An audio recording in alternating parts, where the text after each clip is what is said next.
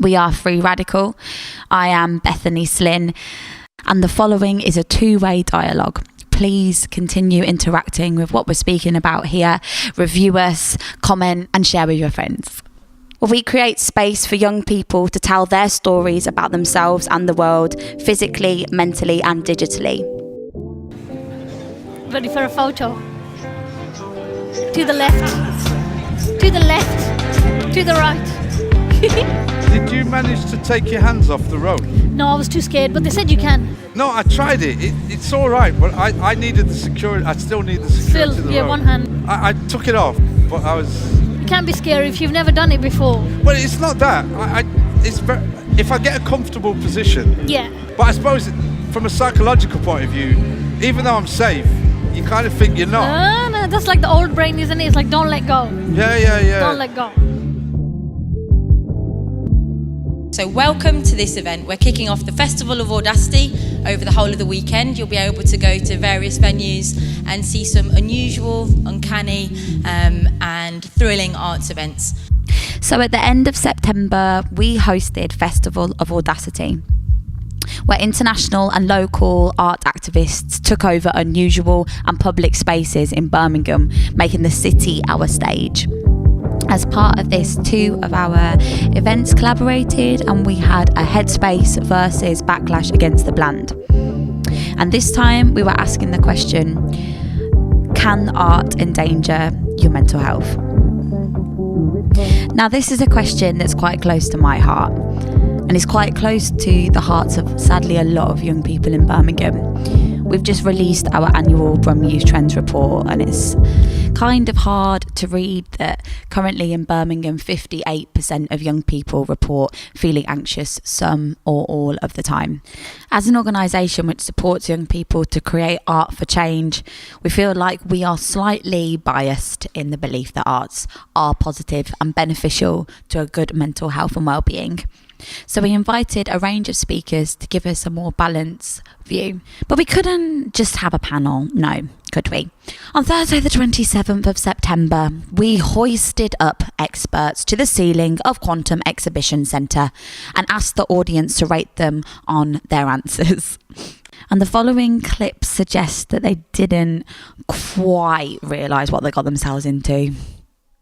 Sort of rules of the room. We're going to be asking people to go quite high up to the ceiling. So this is a supportive environment. We want everybody to feel comfortable. We've had a briefing. The panel members have already been up there. The people with the joists and the harnesses are a theatre company, and they're professionals at this, so don't worry about them. Before we move into the main content of the podcast, I'd just like to take a second to give a couple of content warnings and say that some of the issues that we will be discovering, some of the factors that go into poor mental health, are quite difficult to listen to. So if you begin to feel uncomfortable, just take a second. We're still going to be here if you decide to take a break. So on the night itself, we had a really incredible host, Kiz Bangerh, founder of Dubgasm, a night that looks at how rave culture can be used for conscious and positive means, and founder of movement Hip Hop Heals.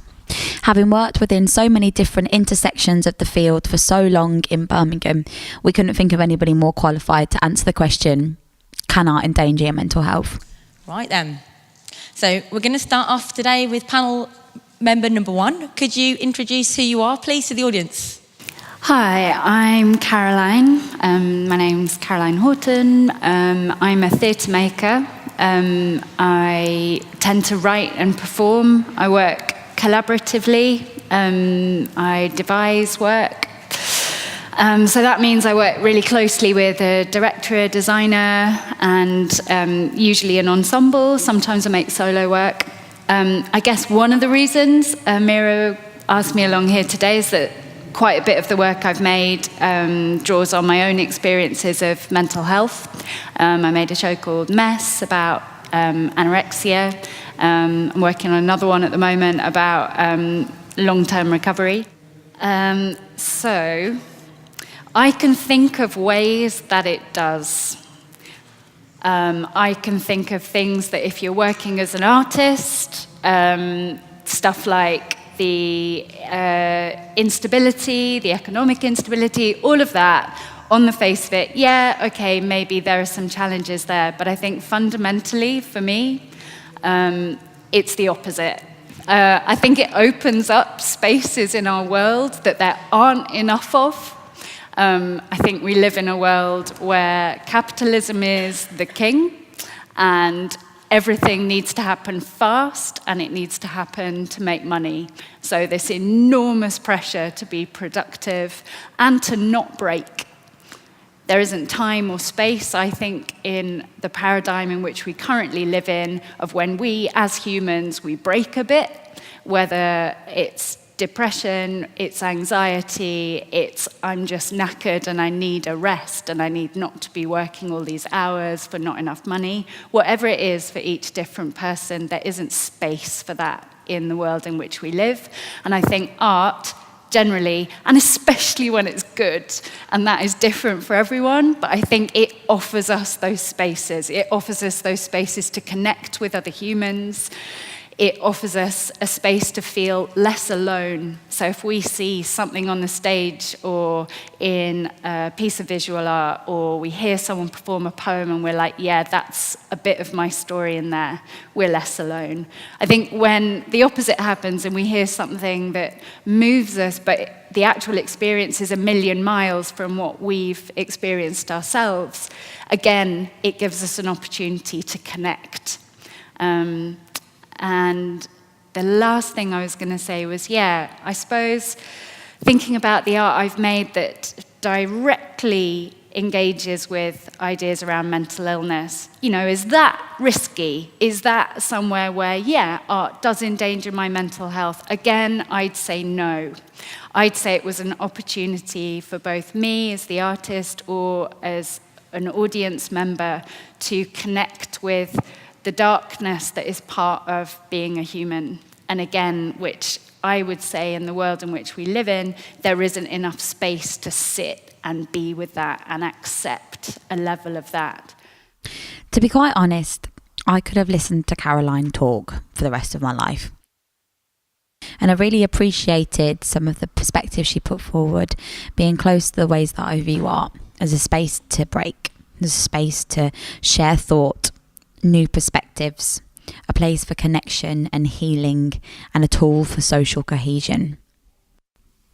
And you really got the feeling that as a maker, this fundamental belief in the power of art was at the core of her practice.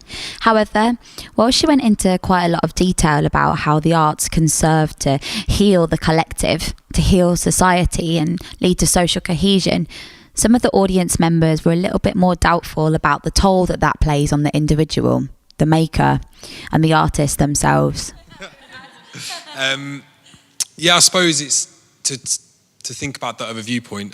Could you not say, or what are your thoughts on, as an artist, the sort of societal pressures there are as an artist to constantly generate work and earn a living while staying integral? I would probably say that endangers mental health. Yeah, I agree. I think I touched on that really at the beginning. I totally agree with you. I think it's also really hard to complain about that if you're an artist, because there's this narrative around, but you're so lucky. And it's true, but there are pressures as well, and they can be difficult. Like at the moment, I'm writing a play, and the last week it's been a head bashing against wall nightmare, and I'm fine because I've got space in my life and I've got structure in my life around my own recovery that keep me really safe now.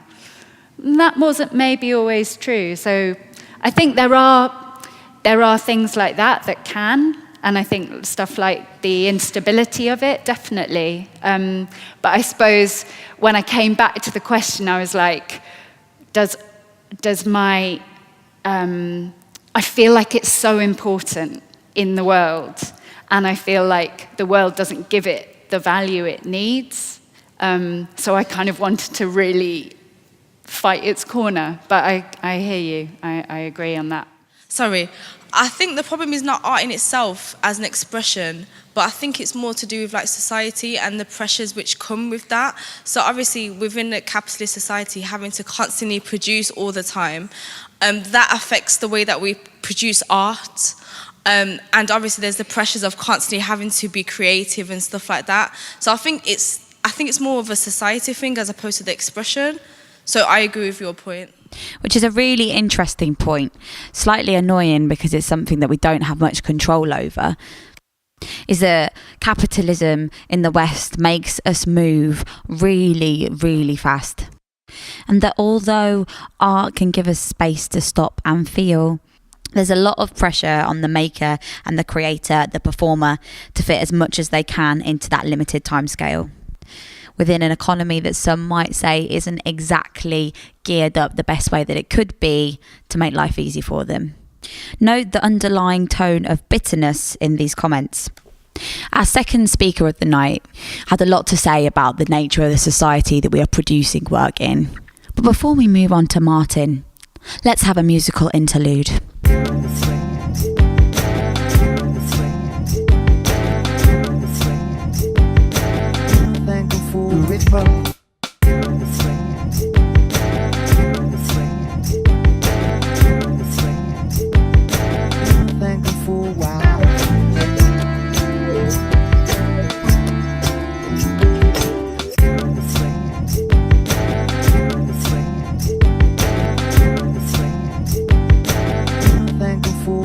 Yeah, Dr. Martin Glynn, aka Doc Martin. I'm 61, 3 kids, 5 grandkids, a great-grandchild. My wife's over there. Thank you. Yeah. Artistically, let me just give you a bit of my CV and then I'm going to take my position. I've written everything from Casualty, Radio 4, I've been produced around the world, I write books. So you might as well say I'm very successful, I've got a PhD, I've got a privileged life. But art emerges from culture, and the culture I come from came from slavery.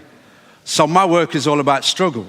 And there's no fun when your art is about struggle. It creates beautiful things for you guys, it's painful. The blues, jazz, Billie Holiday. Billie Holiday, I love Strange Fruit, but she could never go through the front door. John Coltrane played Alabama because of 4 little girls got murdered in a church. So this is all about positionality. I'm an academic who's an artist. And what I've learned by studying this stuff is that I have to be honest with myself. I'm not going to slag someone off because they enjoy what they do and they get the benefits, but it depends on what you see the benefits as. I create what's called counter-narratives. I'm at the moment a criminologist. Let me give you an example. Drill and trap music has now been declared as part of terror legislation. Shakespeare was just as aggressive, so was Charles Dickens. Chaucer was very bawdy, but we don't put them on trial. Hip-hop, 2 Live Crew, they went in front of the Senate when they tried to ban hip-hop. So what I'm dealing with is my work comes out of struggle. So I can't be putting myself in a position of a privileged position when I'm still oppressed. That has nothing to do with what you said there. So it's not a comparative analysis, it's just a reality that most of the art I create, it scares people. Because the people I had a guy on Sunday phone me up, he's seen 12 people be murdered. How do you tell his story without making people squirm? Dr. Glynn was talking about the intersections of the question, can art endanger mental health? And that the answers are different for everybody involved because everyone's come from a different place. In his own words, the 2 arguments aren't comparable, it's not a comparative analysis. But for the purpose of answering the question, can art endanger your mental health, I want to pick up a couple of the things that he was talking about here. He seemed to argue that there was space inside their collective consciousness for the arts. But because there needs to be, and that while the systems and culture that this art is made inside of is oppressive and racist, that the arts will always endanger his mental health because that culture endangers it. Because that silent narrative of the homeless, Spice Mamba, There's artists who can make money, but then there's people like me that when that man's lying on the floor dribbling because he's got spice and mamba in his blood, who's telling that story? Who's going to remind you about your privilege? So for me, the reason I went and got a PhD, because I thought that I'd be more acceptable to society if I was clever. But I learned something from Malcolm X. He said they don't like black men, but what they like worse is a clever black man. And the more clever I become, the more dangerous I become. So what I'm dealing with is, I lecture on black studies. How can we have black studies in 2018? Why? Because we need a space. But when we're at the university, it's not safe. So I'm one of those people that says simply this: I'm either going to tell you in a poem or a song or a rap about what it feels like to be me, otherwise I'm going to release the hounds. Does it affect my mental health? Of course it does. But then, if you're a Buddhist, no pain, no gain. So I can't possibly stand here with my own sense of privilege, but it ain't about me, because there's an African saying, I am because we are because I am. Martin articulated that when you're making art out of struggle, there's always going to be impacts on your mental health, that if you're going to put it upon yourself to be that person that's going to tell that counter narrative when the rest of society is backed up against you and not telling it, you're going to feel that struggle too. But I really like what he said about art improving his well-being so that he can deal with his mental health. I guess to that perspective, some people would ask, well, why do it at all? Art kills me. I'd prefer to just be looking foxes out my back garden, watching crap TV. I would. It's torturous for me, but occasionally I have a breakthrough. So for me, listen, I have to be truthful to me. For me, it's just 10. So for me, art heals and soothes, but the culture that oppresses me, that informs my art, we need to change that. I also think it's really important to stop and think, if you are situated within the arts industry, stop and check yourself and ask actually what the limits of that are. Where arts as a tool for social change are powerful, but that at some point policymakers and strategists need to pick up where we left off. Wordsworth daffodils. I wandered lonely as a cloud that floats on high over vales and hills, when all at once I saw a crowd, a host of golden daffodils. I used to laugh at that poem until I realised if you feel as lonely as he did looking at those daffodils, I relate to that as a black person, being the only black person in a white classroom. So Wordsworth helped me understand being black. What Martin was bringing up is that reconciling being a maker inside of a context of hostility and oppression with the fact that it could give some respite, it doesn't solve the world, and that is another strain on one's mental health. Is it scary? If in my world, if you're not scaring people to do the right thing, then you're not working as an artist. So art comes from culture, and my culture is dangerous. So for me, you can hoist me up to the rafters, because the bottom line is I represent the truth of my reality the same way she did. So we're equal. This is me being 10, going up on a tree swing on a harness. It hurts you. It doesn't hurt your groin, it hurts your thighs, right? So what I'm dealing with is, I'm so grateful that I had art to help me understand my mental condition. But a lot of people like me, they don't have it. So they self-harm, commit suicide and stuff. So it's about passing on the skills so some of us might be able to live to tell the tale. I'm not sure, but I feel like there's parallels to be found in both what Martin and Caroline were saying about the maker's position as somebody that gives to others, that puts their perspectives and ideas out there, and how though that can be cathartic and positive to the collective, it can also be really, really challenging for the maker doing that. But equally that there's something in the collective needing to be put in positions where what they're encountering is challenging in order for growth. There's definitely a fine line that should be drawn between uncomfortability and when something becomes too much for your mental health. And that said, I want to give everyone a second to just land from some of the things that we were talking about. Hello, I'm Dr. Shazia Gulzar. I'm a psychologist in Birmingham. My job is to work with people who experience mental health difficulties such as depression, schizophrenia, anxiety, if they're hearing voices, if they've suffered any kind of trauma, giving them therapy to help them on their journey to recovery. I also do some lecturing work at the University of Birmingham where I teach psychology. And I was particularly interested in attending tonight because I wanted to get a message across about how we use art in therapy, in practice, in Birmingham. It depends what the art is used for.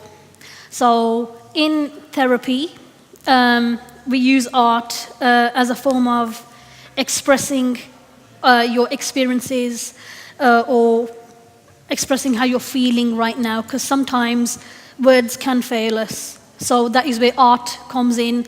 It's easier to draw a picture or to paint a picture or to make some music to express how you're feeling. For example, using colors such as red can be used to express anger or passion, whereas green can be used to express peace.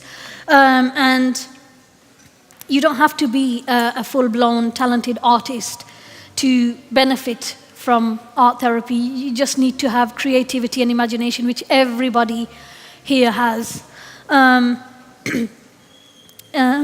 Arts therapies, it covers things like drama, it covers music, it covers visual arts, and now art has become an established psychotherapeutic tool to be used in therapies, and it's shown, there's evidence to prove that when people access art, it can dramatically improve their health and increase their well-being.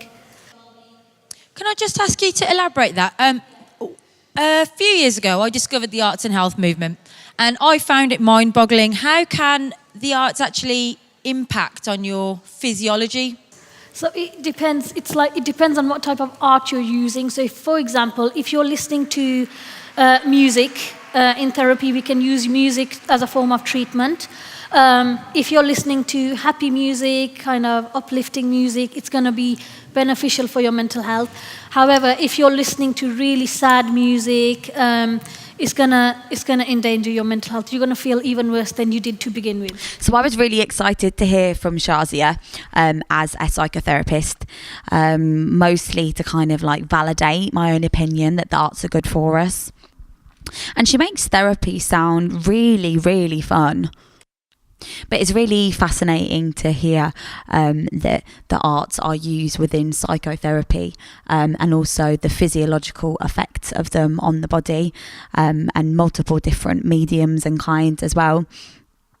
So she was talking a lot about the effect on the physiology, effect on the body, mind and well-being of the maker. But what about the consumer? What about the audience? If somebody watches something brutal or violent, obviously it's going to impact on everyone. When people have post-traumatic stress, they have witnessed very violent crimes, either on TV or actually physically lived them. But the way art comes in is it helps you to heal, it helps you to soothe yourself, to tell your story, what you've been through, to process it and get it out of your system in a kind of like a legal way. If you're going to go and rebel, it's going to cost you a lot more. But if you express it through art, it'll be beneficial for yourself to process that trauma and to continue living your lives. I wonder if it's something in that ability to process, which is like looking at your feelings or being able to look at your feelings or being able to see or hear something which you have found challenging and therefore be able to interact with it another way. That the arts can actually be a healing experience, and in consuming them in a group be like a collective way of moving through trauma or moving through hardship, but also as a maker that creation is a way of letting go or moving through challenges. God, it's beautiful, isn't it? He was diagnosed with bipolar disorder quite later on in his life, and he didn't develop bipolar disorder because he was so artistic, because anybody can be diagnosed with a mental health condition, but the art helped him to maintain whatever bit of sanity he had left.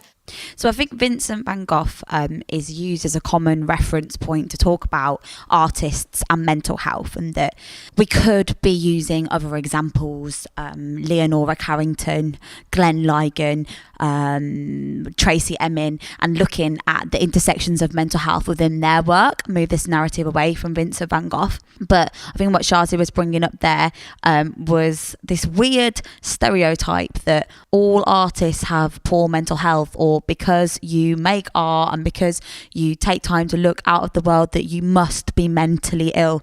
And sometimes it can feel like that. And also this is exemplified by, if you type into Google why are artists or why are poets, it literally says sad or so weird. But is there actually any link between the arts and poor mental health?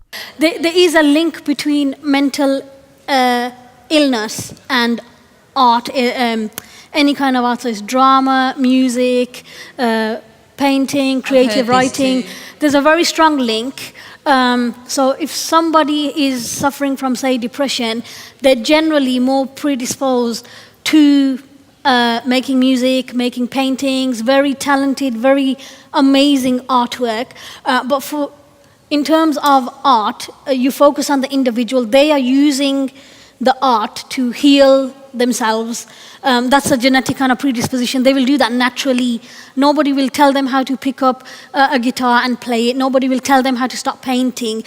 You see children as young as 7 who will start to draw amazing drawings, and you're like, where's that coming from? And it is because they are predisposed to mental illness because of various factors, where they're growing up, whether they're privileged or not, whether the family situation is ideal or not, but they're using it as a way to heal themselves. So what I'm hearing, that some people can actually be like genealogically predisposed to make art or need to make art when they are depressed, because of that catharsis that we've already explored, and that means of expressing yourself, and the often unexpressible. And Kiz had a lot to say about this, actually. When you suffer from a period of downness from poor mental health, one of the massive challenges I'm hearing from friends, from family, from my own experience, is that you feel lonely. And when you can't talk to your friends about what's going on up here because it's a dark side, you don't want to bring the mood down, you don't want to raise things that are personal or upset anyone. So you just sort of like end up festering. Using things like knitting, poetry can help sort of steer us into a positive use of those negative emotions.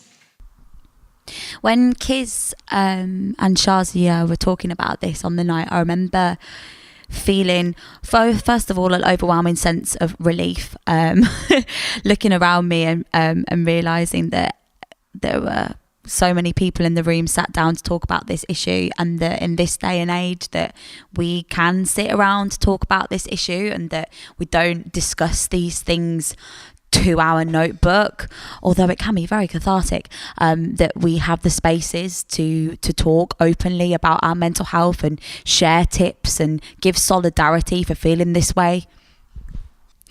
I keep mentioning this word catharsis because I feel like it drew together a lot of the things that all of our speakers and Kiz were talking about on the night, and that people talk about a lot, which is this: you gotta let it out, you gotta let it go, and that art more and more is being found to be a way to do that, like individually and collectively.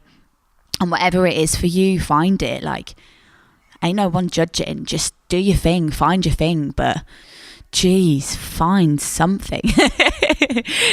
So I feel like we've barely even scratched the surface of this discussion. I'm thankful that we've been able to start it, and please carry it on by liking and commenting and leaving your feedback. that's all we have time for this month. This has been Blab episode 3. I've got a couple of thank yous to make. Thank you to our panellists on the night, Caroline, Horton, Martin, Glynn, Shazia, Gulzar, and to our host, the kids Bangerh, who made that conversation what it was and has helped us bring it to you now. Thank you to Quantum Exhibition Centre in Digbeth and to Motion Sonic Sound. This podcast is user built, so please head to the description and contribute. Write in the comments, leave your feedback, or I'll keep begging. Backlash Against The Bland is supported by the Space and Arts Council England through National Lottery funding. It has been hosted by me, Bethany Slinn, produced by Fabio Thomas with graphic design by Bradley Morrison, audio-visual editing by Pete Styles, and animation by Malika Holder, and music by Earwax Addict. Like, subscribe, share, and review, and keep backlashing against the bland.